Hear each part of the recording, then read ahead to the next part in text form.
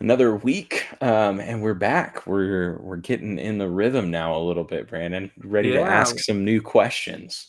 always ready, always ready. I feel like we're in a LaCroix can when we are, whenever we start the episode. It feels refreshing every time. It. I feel like it's appropriate for this context. We have very effervescent conversations and refreshing questions. So I'm ready for another Here you week. go. What color? I have orange and like pink purple in the background. What flavor LaCroix It's goes like with a orange it's like and a blood orange LaCroix can that we're in. okay. So yeah, I'm ready. I'm ready for another week, and I'm excited for this week's topic.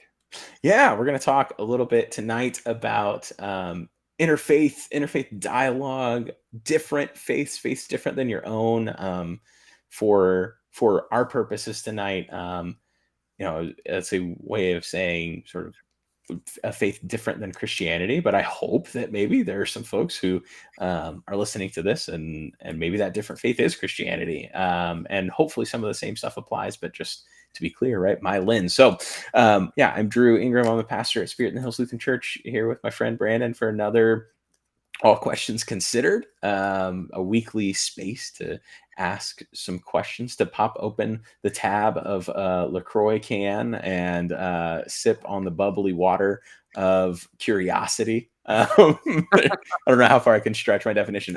A chance to engage our curiosity, to sit with the discomfort of not having an easy or quick answer, and to, as Rainer Maria Rilke says, to learn to love the questions themselves.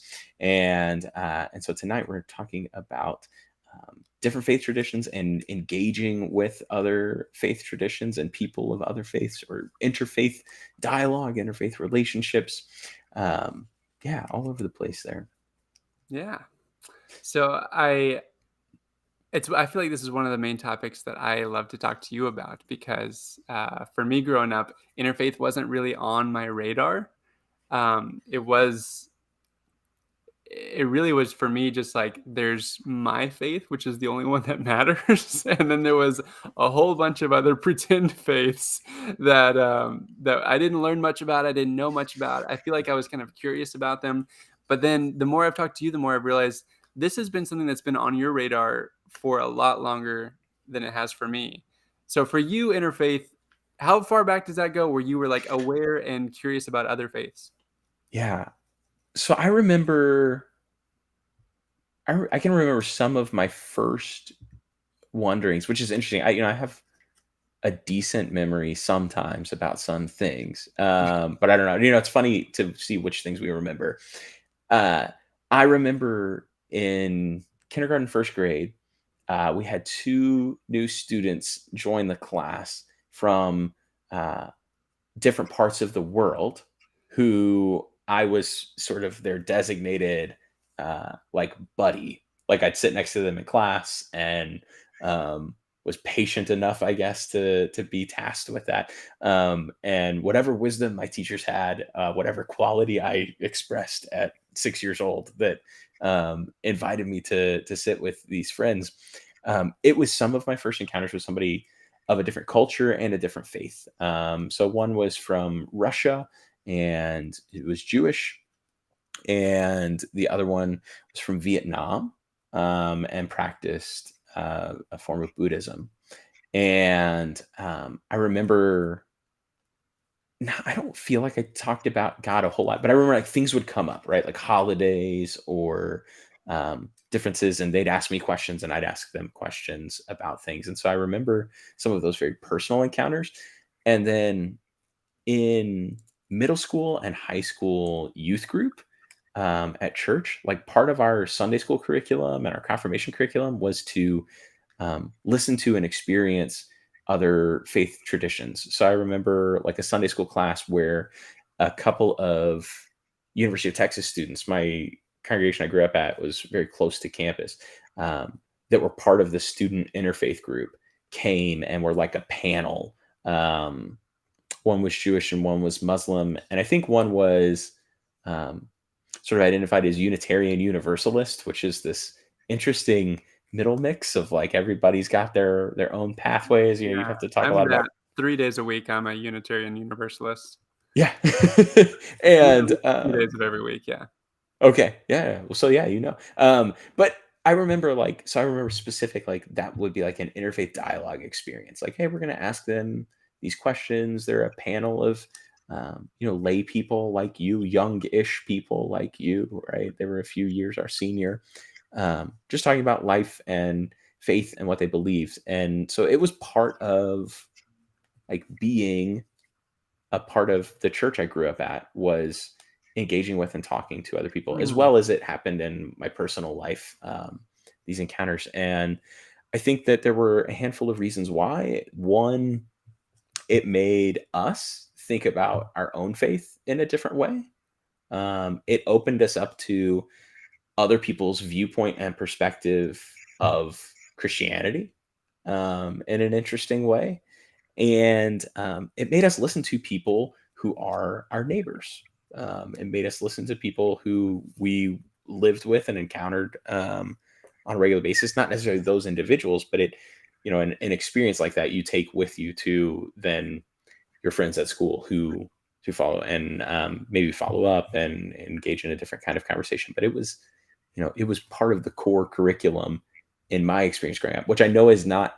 I can't even speak for all like Lutheran, ELCA Lutheran youth that it was that embedded in their yeah, curriculum, but it was a natural part of, and a very intentional choice versus what I hear from you sharing that is like it wasn't like necessarily like an active pushing away, but it yeah. just like it was kind of like a why would you? Yeah, I There mean was no driving factor to do it. anytime we're gonna talk about faith, might as well spend it on the good stuff, which is the Jesus stuff Mhm. and so it's like at least that was my takeaway was like, why bother? Like, what's the point? We've got the good stuff over here. I do remember though my one story, kind of interfaith story that's coming to me now. It's probably when I was around 17, 18. My family, my immediate family, and I went to a Jewish family that was in our church. They were Messianic Jews, and they did the Passover Seder, and they invited our family over. So it's just them and our family, and they kind of walked us through, and we experienced the whole Seder experience. And that was, I remember that was interesting. It was a little bit awkward for me because it was my first time to participate and experience this thing, and it was foreign to me, even though Passover and all that is kind of part of my tradition. I had never experienced it in that way before, so I remember I kind of felt, like I had two left feet doing that thing. Like, am I doing it right? And what is this about? And um, but looking back on it, it's like, man, I wish I could go back and relive that night again because I know there's so much depth and meaning there that that I was getting to experience through somebody else's culture, their practices and rituals. And so, yeah, now I think I value it way more than back then. I was like, what's going on here? Mm. So I'm excited to talk about interfaith. So anybody who's joining us, Yeah. any questions you have about interfaith, talking to other faiths, why would you do it? How would you do it? Who would you talk to? Any questions you might have, welcome. You can comment, hopefully wherever you're watching, and we can see it. And we'll try to get to those questions and toss them over to Drew so that we can all consider them together. That's But right. Yeah. Drew, so let's first of all, I was just talking with my wife and I said our topic tonight's interfaith. What questions do you have? And she said, my first question is, what is interfaith? What do you mean by that? So I thought that'd be a good Yeah. question to start us off with. Yeah. What are we even talking about? So maybe if people have been listening to the first couple minutes here, an interaction between different faiths is Mm, basically what I would, how I would break down that word. I don't know that that's actually the etymology of interfaith, but an interaction between people of different faiths. So I took, an interfaith class one time that the actual title of the course was Christian Encounters with World Religions, because that was sort of the perspective. Like, how has Christianity encountered these other religions of the world? That was a class I took in seminary to talk about, like, is uh, it core to the curriculum? It was an elective, but it was that was, the actual? So even in that title, it like Christian interactions with world religions. Mhm. For me, that's kind of how I saw it, was like these are worldly religions where we have the divine and spiritual religion. Um, Okay. Yeah. Yeah. Yeah. It depends on, right. Like, again, you know me. I love a good definition. Depends on what we're talking about. World, right? yeah, Is that when Paul would talk about the stuff of the world, of the and the world. These stuff are of religions heaven, of the right? world. Yes, we have the Yeah. religion of heaven. Yeah. And so this was just saying, hey, we're going to examine like what Christianity's interaction with these other global religions are. So, like, how has Christianity and Hinduism, um, like, how have they connected? How have they overlapped? How have they butted up against one another? Christianity and Judaism, Christianity and Islam. How do they relate? How have they related across history? And then to go have some encounters. So, like, we went and worshipped at a Sikh Gurdwara. We went and like Mm, visited their worship space, and were there for the morning. And So an interaction, I would just say an interaction across faith, um, and the differentiation in like my world of the church is if we're interacting with another Christian denomination, another strand of Christianity, we'd use a word like ecumenical, which mm. means like church relating to other church. Um, and then interfaith would be talking to another group. So, like on, if you can go look at like formal denominational conversations with another Christian denomination. So like the ELCA is talking to the United Methodist Church, and we have like an ecumenical relationship. We call them ecumenical partners. We define what that looks like. We have some documents that they've sent back and forth at this really high organizational level. Oh, wow. Um, and then there are the same things with like interfaith relationships. And here's our relationship to um, sort of like Reformed Judaism in America. And what is here's some of the things we've exchanged, and here's some of the things we've said to one another, and Okay, so you're talking ways about that like we've at a committed to encounter one another as denominational groups. you're talking about a very formal level here of Yeah, encounters between, but then we're talking about from that very highest level of very organized institutional religions talking to each other, but then all the way down to interfaith is also going to the pub and getting a beer with my friend who's of a different faith, right? yeah, yeah, absolutely. Or I mean, where I started in my like personal life example of like, I remember my friend Ron moved from Russia And you and was shared a a coloring practicing book, Jew. and yeah, Yeah, yeah. and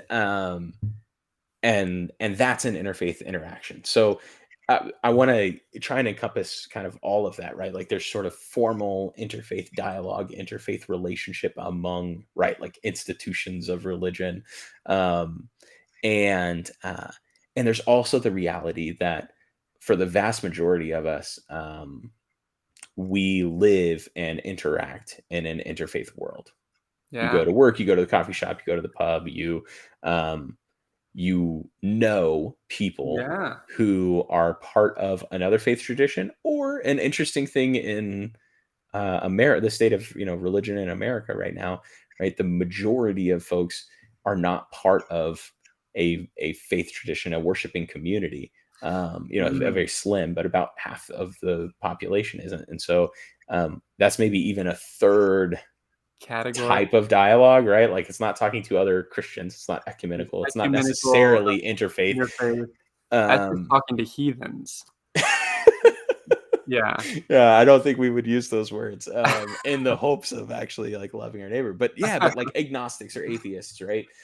What's interesting is there are certain like groups and conglomerates of um, like atheism. Like there are Yeah, societies and institutions and things. that sometimes have Um, their own worship services, or I don't know if they call it worship, but they have their right. own, like, church services sometimes. Yeah, and so I wonder if, like, if you're talking at an institutional level, if you might still categorize it in kind As of that interfaith. interfaith space, right? Like, we believe different things about God and the Yeah. world.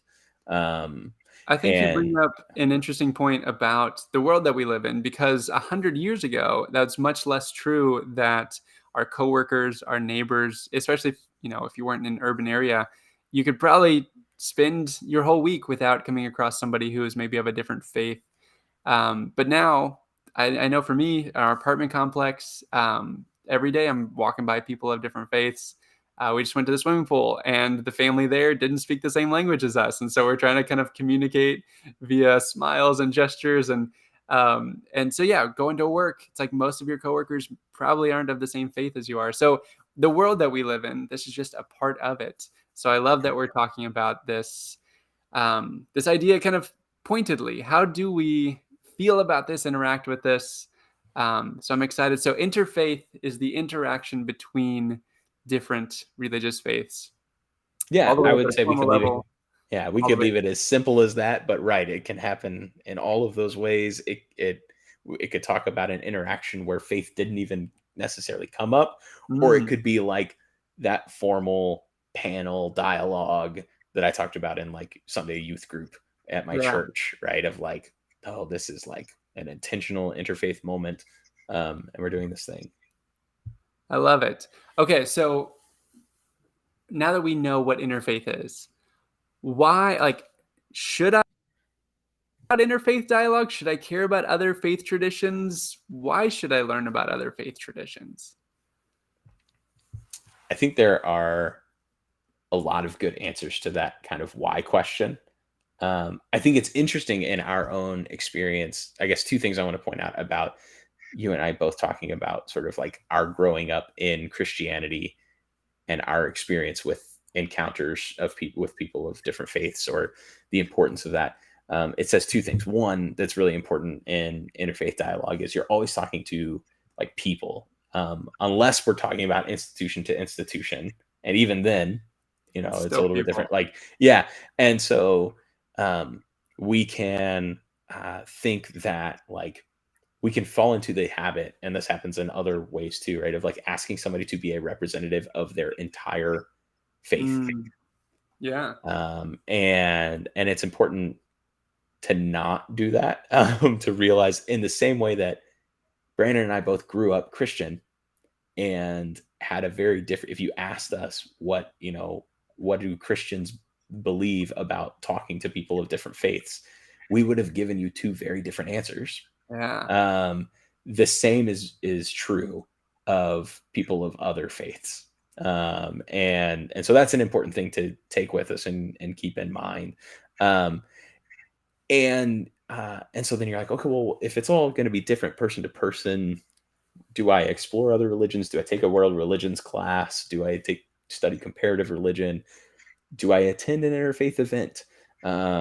Should I take the time to learn some of this?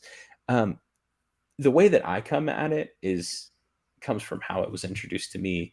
Um, it's about loving our neighbor, Mm, and loving our neighbor is not an agenda based thing. It's not loving our neighbor so that um, they'll think the same way that we do. So that this like it's just like that's the I'm called to love my neighbor, and to love my neighbor means to know my neighbor, and so to be interested in the things that form them. Also, just in the simple fact of like you already are interacting with people of different faith traditions, almost certainly, right? And for almost all of us, and to sit and know the people around you better, to know a little something about how they view the world, what they celebrate, what is important to them, is a great gift that you can give. The other aspect of it is, um, I think I have found it to be true for me, I should say, and others have as well, that in exploring and learning about different faith traditions, um, I can explore my own in a new way. mm. What do you And mean by so, that? yeah, well, I think there's a great book if you want to know if somebody wants to like really dive into something like this. But there's a great book. I'm gonna forget the author's name. I should have written it down. I knew we were talking about this, but it's called "Without Buddha, I Would Not Be a Christian."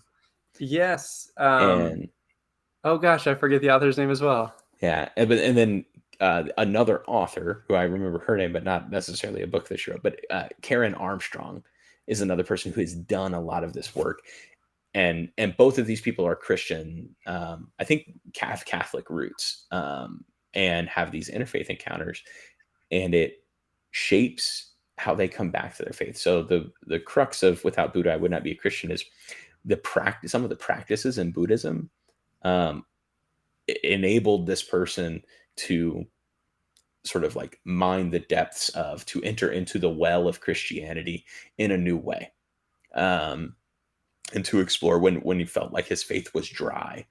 This gave him a new lens. I also think that there's a very practical, like, when you're talking specifically about your faith with somebody, this happens in all ways, but especially somebody who has a different sort of language system than you. Um, they Yeah. don't like we have, the people joke around like Christianese or insider language or all of these things of like, I say the word gospel, but I never define what I mean when I say gospel. And this is when we were poking holes at like, do evangelicals believe the same thing? When we were looking Mm, at those things, it's like, well, how do we defining authority? What do we mean about good news? What do we mean when we say gospel? Um, we're not always clear about that unless we're made to be. And when I'm talking to somebody who operates in a different language system yeah. and I say a word like that, um, whether they ask me to or not, and often in an intentional space like that, they'll say, well, what did you mean when you said whatever, right? What do you mean this piece? What's a this, right? What's a hymn? You said narthex. What's a like that's my church world, right? Like when we're walking through the narthex and greeting each other in the morning, and it's like you don't think about it when you're inside the system. Yeah.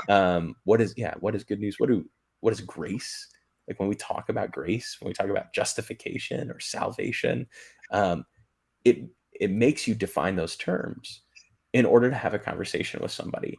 And so there's a way where it also brings you to articulate your own faith in a way that you're not always made to when you Mm, are um, around people who have that same language system, who already have that shared language.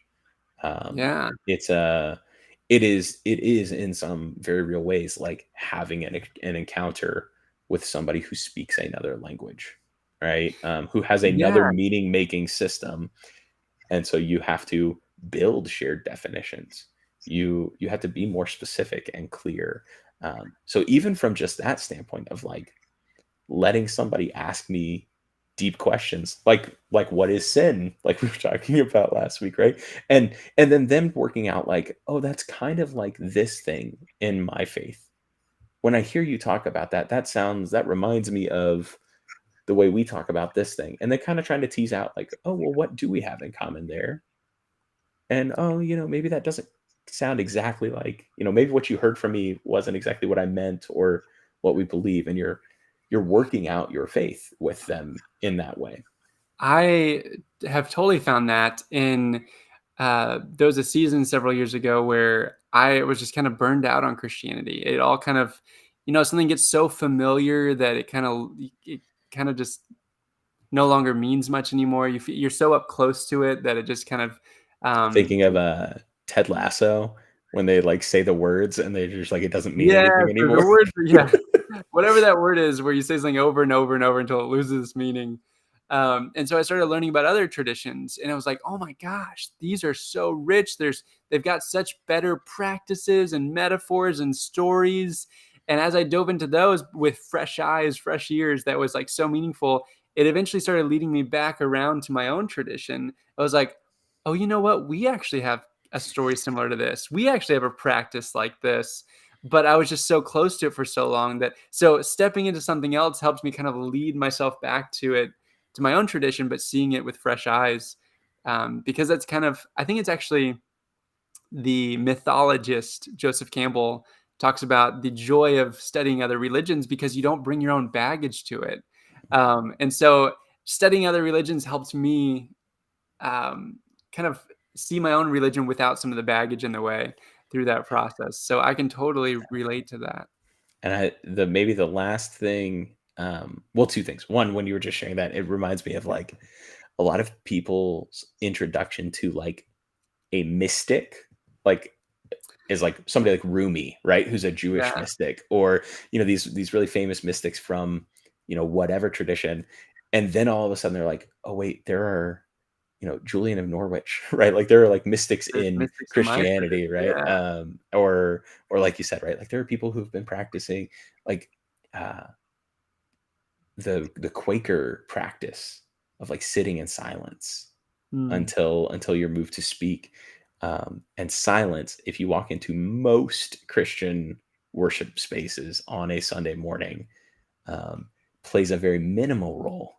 But Mm. but even within Christianity, but if we're not doing ecumenical, and then if we're not doing interfaith dialogue, like I still have a hard time in like silent meditation. The things people think about when like meditation, like sitting and breathing and paying attention to your breath. But the only reason I'm any good at it at all is that I have sat in some Buddhist temples and been led in it. Mm. Um, and by people who just approach it in a very different way. And again, get me out of my head because it's like, oh, well, I've been introduced to paying attention to my breath in my same language system. That's like going on vacation. Like when you're on vacation, you remember everything you ate the whole time you went on vacation. Yeah. And if you ask me what I ate for breakfast this morning, I'd have to really think about it. That's a So good, there's a yeah. sense of that too, right? Like there's an openness and an acceptance. There's a way that we're tuned in that we may not be otherwise. Um, and and so then maybe the last way I want to answer this question of like, should I or why Mm. should I learn about different faith traditions, including all of these other things we've said of like, it might teach you something about your own faith. It's a way to love your neighbor and learn more about them. We're citizens in a global, multi-faith, multicultural world, so it's just part of everyday life. It causes you to articulate your faith in new and different ways. Um, I think that somebody should also because it gives you the opportunity to have a mirror presented to yourself of your Mm. own faith. So I talked about this a little bit in the articulation, right? Like I might say something and can tell that somebody doesn't understand, or they repeat back to me something that I didn't want them to hear, right? Like I tried to say it in a different way. Um, but it gives somebody else a chance to give you their viewpoint of your faith tradition, Mm. right? And I think it's really important for us to hear that, to see ourselves as others see us, not just as we see ourselves. Um, I know you and I have conversations about this guy, Pete Rollins. Peter Rollins is a philosopher from Northern Ireland, but he used to run a community, and they had an evangelism committee. Where a traditional Christian evangelism committee is about getting people to convert, right? Talking to people Yes. about your religion and trying to train them. It was like, hey, we're going to go listen to people tell us about ourselves and Yeah. then tell us about their religion in a way where they're trying to give us the most compelling version of because the same thing happens with me, right? Of like, if I'm not engaged in interfaith dialogue and relationship, my knowledge of Buddhism or Islam, maybe Islam is a more relevant one in our country these days in a kind of post 9/11. Like my knowledge of Islam comes from Mm. self-study or textbooks, or comes from the news, Yeah. or like the one picture I have of Islam. And so it gives me an opportunity to have my preconceived notions challenged. It also gives me a way to hear how my neighbors of different faiths perceive me and my faith tradition, and to challenge and question those sometimes really deeply held assumptions that we might have of like, oh, that's a violent religion. Um, that's a religion that is totally individual and doesn't care about helping people. Like we have all of these preconceived notions of other religions, especially when our knowledge is not based on the relationships that we have with others. Yeah. I love that. Gosh, that's so good because it, like you said, it works both ways. It helps me shift and understand how other people are engaging with the same questions that I'm engaging with about meaning and how do I live.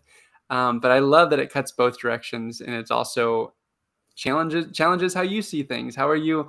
It's gosh, so good. Um, yes, I saw you just put up share your questions in the chat. Always a good Yeah. reminder. Any questions about interfaith, talking with people of other religions, no matter what background you come from, if you had any questions about that, drop them wherever you're watching. Um, okay, here's something. I want to throw this one to you if you have anything. Yeah. What have you discovered from learning about other faith traditions? I know you've done a lot of this work, it sounds like since kindergarten, all the way up until, I know you do it more, is professionally the right word? You do it Sure. professionally now? Yeah, I mean, I am technically, I should have started with this. I'm on the board for, and helped. I was not a founder, but got in early, and was lucky to You do got so in with some early. of the founders of the Interfaith Ambassadors of Lake Travis, which is kind of sprung up locally in response to a direct need, and a public event that revealed to us, um, to our community, the need to know our neighbor in a better way. So it was, the Islamic Center of Lake Travis was close to being finished and burned down, Mm, and likely, some sort of foul play. I don't remember how exactly all of the legal proceedings went out, but it didn't seem entirely accidental, yeah. um, and could have been, but hard to say.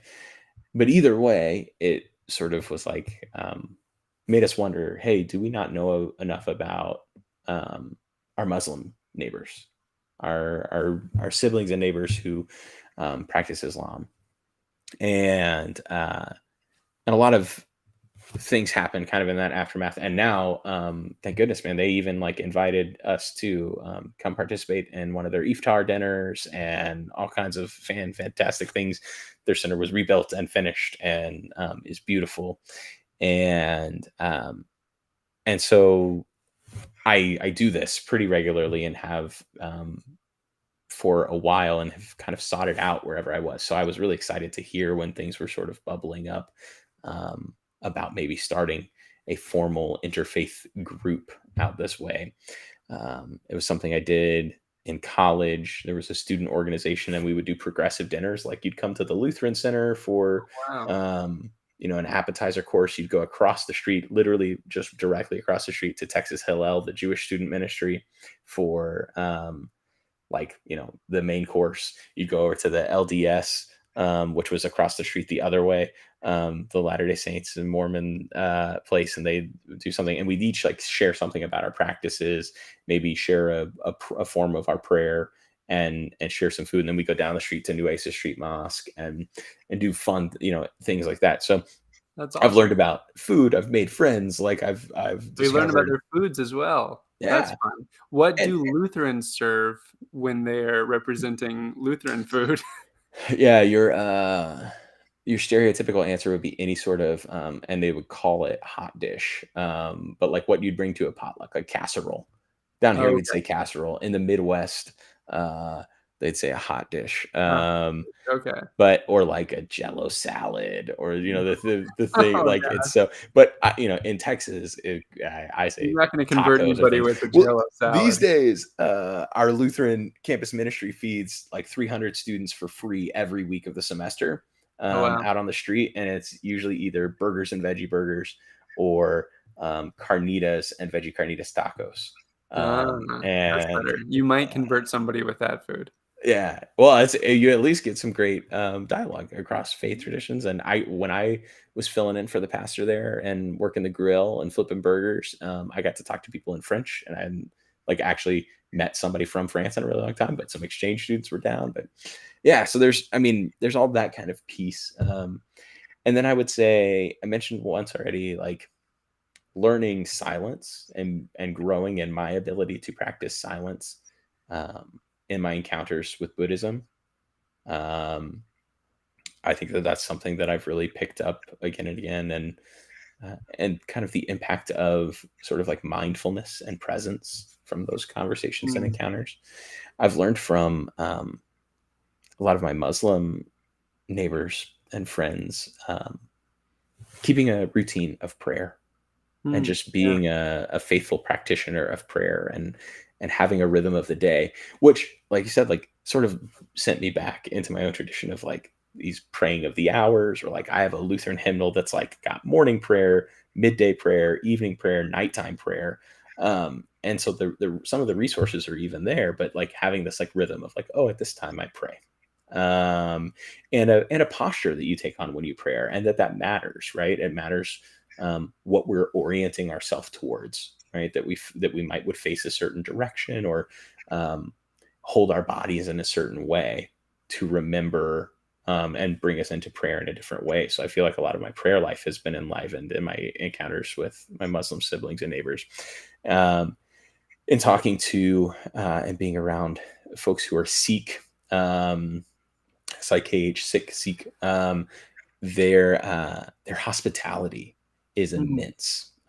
In fact, when uh, our professor was taking us to a gurdwara for their morning of worship, or for their time of kind of worship and prayer and meal, he said what his interfaith relationship professor had taught him, which was, I'm going to teach you about Christian hospitality by taking you to a Sikh gurdwara, which is to say that they're going to do it way better than you've ever seen any Christian be Oh, that's hospitable. But awesome.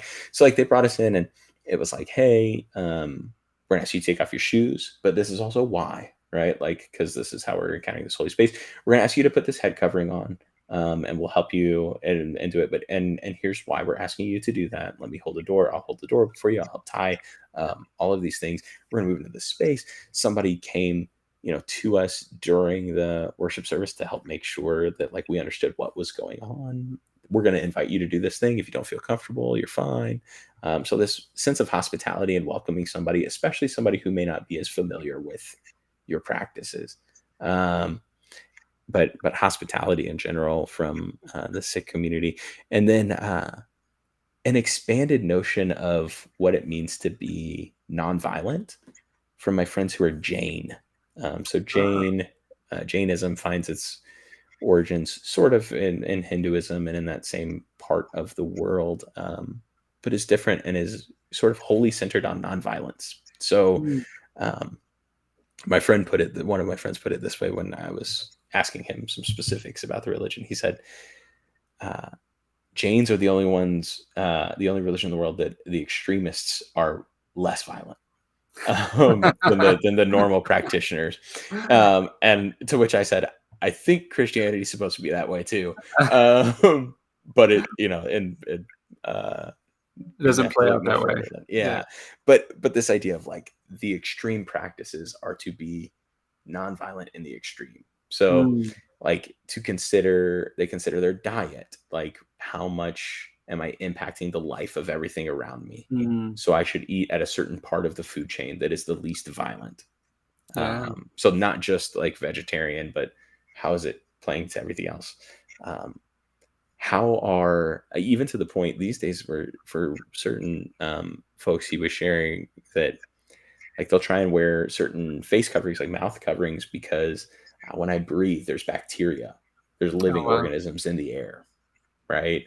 Or in me that might be harmed by my breath. um, but that sense of Yeah. um, this like holistic view of harming as little life as possible, Wow. of being as nonviolent as utterly possible. That's a few of the things. I'm sure that I'm forgetting many, many more. Um, No, I but those love are a few that. specifics. No, yeah, you just gave us a little Epcot world tour of some great things to learn from different religions. Yeah, you were mentioning prayer, and it made me think about uh, getting into kind of some Eastern and Buddhist practices of meditation. And I was like, gosh, why don't we have something this great in Christianity? Which led me back to learning about things like contemplative prayer and centering prayer and all different kinds of prayer that we have. It's like, oh, this opened my eyes. I didn't even know to ask these questions about my own tradition until I was exposed to these other traditions. So yeah, I love that. Okay, I feel like this might be a good. Well, actually, let me throw an impromptu question at you. Sure. That's kind of related to learning about other traditions. I actually read a book, well, a year ago or so, read a book called Strange Rites, and it was about the way that um, Americans, specifically younger Americans, are tending to sample from these different religious Mm, traditions more freely. And she called it the remix culture, the religiously mixed culture. And so we're much more remixed. So it's not so much that we're less spiritual, though we're identifying less with one religious tradition, and starting to, I do yoga on Thursdays, and I go to the mosque on this day, and I do tarot cards over here on the weekends with my friends, and so that's kind of religiously mixed. Is it okay to mix and match, to kind of buffet style with different religions and their traditions and practices? What are your thoughts on that? Yeah. I mean, is it okay? It depends on like who's making your value judgment, right? I'm looking for a yes or Yeah. no answer here, Drew. Uh, well, so Not first at I'm gonna all. say Not at like I would encourage people in whatever way you feel comfortable with to explore other faith traditions. And for different people it will be to varying degrees. What I would sort of like maybe caution or encourage somebody to do along the way is to just like remember to be wary of sort of like the cultural appropriation all. finding its way in, right? Of to like remember that these practices are tied to something much deeper and larger.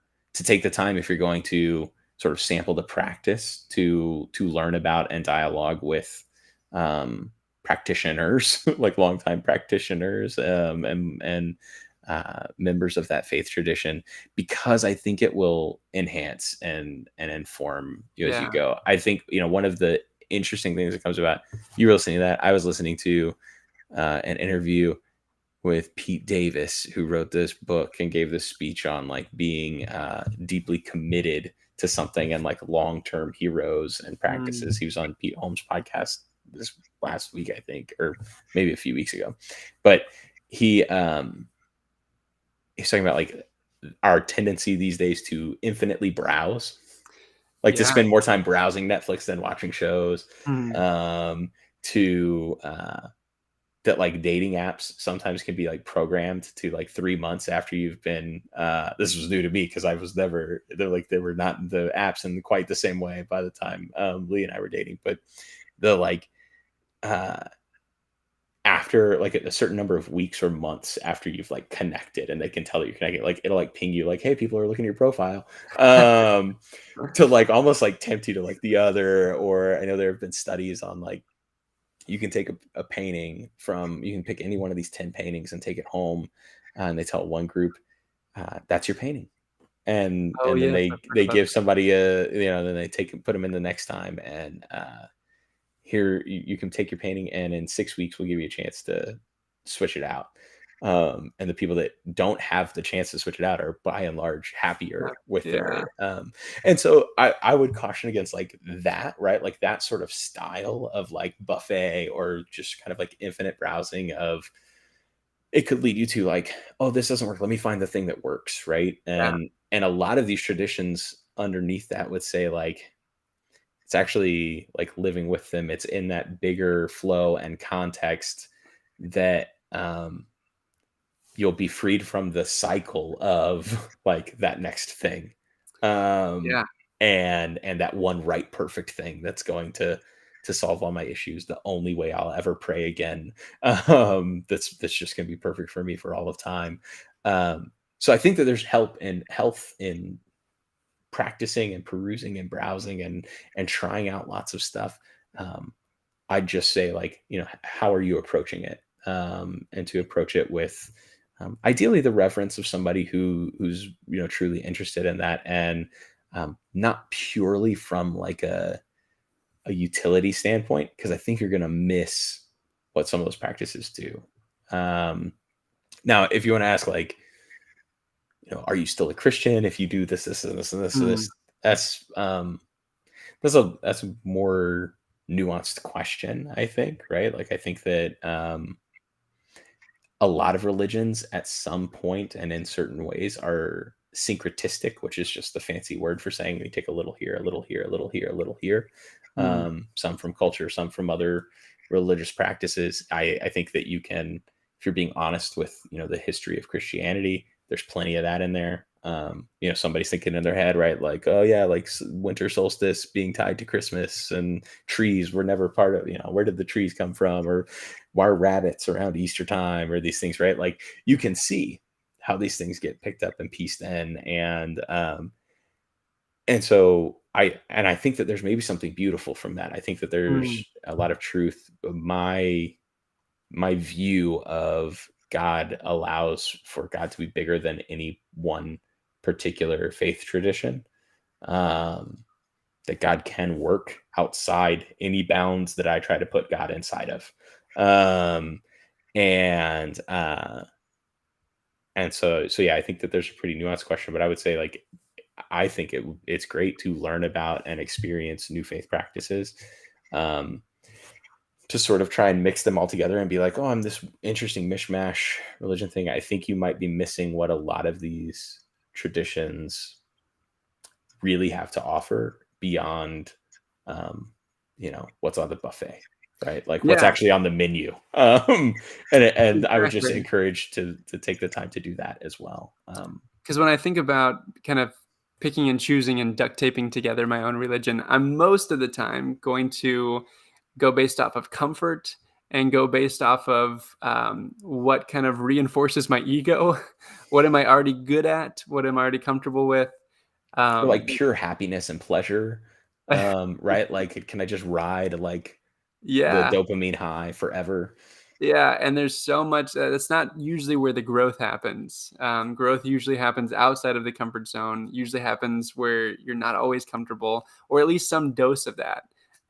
So I love, you know, going deep in one tradition often offers you some of that. There's going to be things that challenge you. There's going to be things, the very things that I used to say. I don't know if I can be in Christianity anymore because I don't know if I agree with these things. I don't know if I see it that way. Honestly, that's some of the things that draw me to it now because I'm like, I want to wrestle with some things. And so I think going deep in a tradition, whatever that tradition is, has so much value. So I love that. That's great, Drew. Okay, as an ending thing, any practical tips, steps for somebody who is interested now in interfaith and maybe starting a conversation with somebody of a different faith? Any kind of ways that I might go about doing that? Yeah. Um, I think there are a lot of good resources out there, right? So we even mentioned a couple of like books and authors. But beyond that, I would say a lot of, if you are in a major city, if you're around the Austin area, there's a handful of interfaith organizations. And even in like, Columbia, South Carolina, and South Carolina as a whole had some pretty strong, tight knit interfaith things. And everything from like Texas Impact is an interfaith advocacy organization. So if you're interested in advocacy work and you want to be around people from a lot of different faith traditions that have said, hey, we agree on enough core tenets that we want to advocate for, policies that alleviate hunger and poverty and that end discrimination. You can look at something like Texas Impact. If you want a more traditional like interfaith dialogue, I want to see a panel of people talking. Interfaith ambassadors like Travis, when we have events going, or stuff like that, or I Act, the interfaith action group of Central Texas. There's a lot usually going there. I will say, churches and Christians aren't always um, like and maybe it's this. Well, I don't know. I don't know what the root is. But you can usually find your way into some of those groups more through faith traditions that aren't Christianity. I have Oh, found really? like, and some of that I wonder is like there are only a few uh, Jewish synagogues Mm, compared to the number of yeah. Christian churches. There are only a few Hindu temples in Central Texas. Mm. So you might like if you're interested, you can go look directly at another a faith tradition beyond Christianity, and you are maybe even more likely to be drawn into an interfaith space. We could maybe unpack that a little bit more. I think there's some of the reasons we've already talked about why, um, but yeah, I would look at just look up like interfaith organization or interfaith dialogue. If you're a student or if you like learning things, there are great textbooks on comparative religions is sometimes the field of study, or world religions. And then even a lot of like community colleges and things will have courses. And if you luck out, you'll get a course that like takes you to different communities, and you can learn about different faith practices and communities and things. And yeah, so there's a lot of, I mean, you can do a book stuff on your own. I would say the best thing is to get in conversation with people in whatever ways you can. And so going through an interfaith group is a great way. And then even more, maybe practically, is see if you can strike up the courage and find an easy way in to talk to, if you know a friend or coworker who practices a different faith from you. Is there a holiday coming up in that you could ask them about? Is Mm, there um, something going on that would let you strike up that conversation where you could ask and get to know a little bit more about them, and also about their faith practice, even just saying, hey, I've been studying this. I know that sometimes uh, that is a cross-cultural experience. Religion and belief and systems and things are, cultures in and of themselves. And so you want to be careful that you're not trying to make too many assumptions or things in that space, or asking them to speak on behalf of an entire religion, or religious tradition. But I would say don't be scared to ask a friend. I mean, I think of the experiences where I had a really good excuse of like, hey, I'm in this class and I need to write this paper. Will you talk to me about Jainism? Like, having that excuse was great, and having, but also, to my surprise, like how quick people were like, "Oh, that's so interesting. Yeah, I'd love to share more with you about it." yeah. Um, so I there's a yeah, handful of tips. I love that. I love the kind of some practical things like if there's a holiday coming up or something that you can kind of enter into the conversation, or you can just be the weirdo like me who's just like doesn't need a segue. Just like the other day, we had cooking hot dogs with our upstairs neighbors for the first time, and Ashley, I was like, Ashley was a few minutes behind me, and she's already coming out, and I'm talking about religion, and she's just like, I know she's about to roll her eyes, so I told them, I was like, can we stop talking about religion, because Ashley's going to be like, here we go again, meet some new friends, and immediately Brandon's talking about religion. So but Yeah, yes, not everybody jumps right to like, what's your framework for the meaning of yeah. life and everything. Um, I Oh, love those conversations. That's why we get along and get to have fun I ones know, like I'm this. just But twiddling my thumbs until I can ask that, like, yes, we're watching this on Netflix, and how do you make sense of all of this? it I love was it. interesting. That seemed to give me a feeling that, God is like this. What do you think? Yes. I can lead anything to there. Just like, yes, I love it, Drew. Well, this has been so great. I love talking about interfaith with you. One, because you can talk about this from real experience, and two, because I don't have a whole lot of experience of talking with people of other faith traditions. It's something that's relatively new for me, and it's just been exciting. I found, like you said, people are eager and happy to talk about it. It kind of often feels like that politics and religion thing. You don't bring it up unless you want to make things awkward. And I've really found that for the most part, if you bring it up and with real curiosity, real openness, that people are excited to talk about it. So I'm excited to strike up some more, hopefully not awkward conversations with other people Yeah. after our conversation tonight.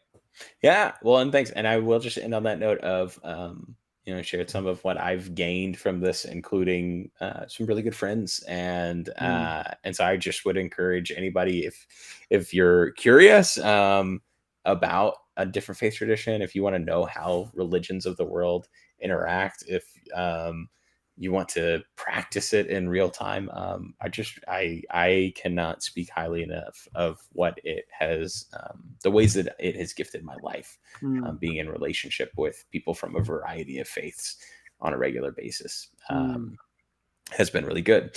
So, speaking of wrapping up and things, one, think no show next week. I'm traveling, which is weird. We're gonna do a Tuesday off, unless you see me going live like from the streets of Columbus, Ohio, because I'm at this big church conference, denominational conference, where there might be some folks from other churches or other Hey. faiths in attendance. Sometimes they come and like say hello. It's kind of that like relationship building. Like, oh yeah, I showed up at your big thing that you do every few years. You show up at ours next time. And but I'll be there, and then maybe we'll have really boring stuff or really exciting stuff to talk about, like what it looks like to gather with about 1,000 people and try and make decisions for the future of a denomination uh, when I That return. sounds like a fun time. And so, yeah, whether it's about interfaith stuff or denominational structure and what in the world an institution has any business to be in the church, um, any of that kind of stuff, or just questions in general as we build our topic lists and things going forward.